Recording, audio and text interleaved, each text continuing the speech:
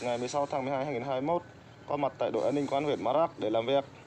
Khi đi mang theo giấy chứng minh nhân dân, gặp ông rồi gặp ai cũng được nhá. Và trưởng huyện phó khi thay trong huyện là thượng tá Hồ Phi Nam, phó trưởng công an huyện. Không phải tôi một người đi chân qua cỏ, mình phải đọc trước. Tôi phải ít file này, ít file đi rất chính xác này. Đọc phải chưa rõ đâu, phải một câu sẽ mời phải mời đăng hoàng chứ. Đúng tôi lúc đây mời anh đăng hoàng, anh trốn nhà chứ. Đó phải trốn nhà tôi có quyền chứ. Đâu phải tôi ba nhà qua đây tôi cũng có mời ông.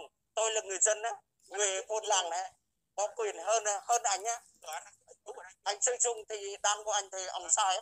Tôi người dân thì rõ ràng hơn. Người dân thì phải đưa xe mời đây. Xe mời tôi có quyền là tôi giữ tôi. Đó. Anh đừng đem lại phải mời đây có phải cho tôi. Ví dụ đây tôi mời anh không có giấy mời thì anh qua nhà tôi có cùng vui chứ.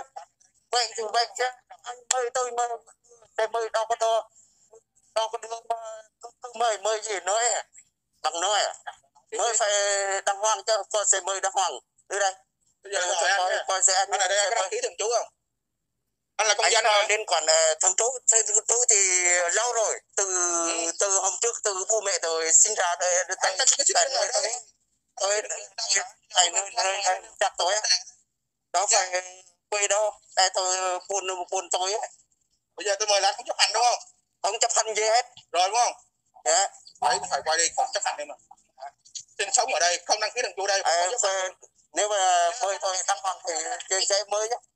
Đấy. Đã tập trung nghe rồi. Đây điện thoại tôi anh cùng đi mang theo mà tôi cùng nghe chứ. Anh mình sẽ mời tôi có quyền đưa đây. Để có quay phim này nó lại đi. Ở đây thì không biết chú giờ nó nói anh làm việc đó nhiều mồm tệ đây vậy. Mời đọc về xe mời thì vậy thì cũng ngồi. Mới phải đưa xe mời cho. Đưa cho xe mời gì nữa. Anh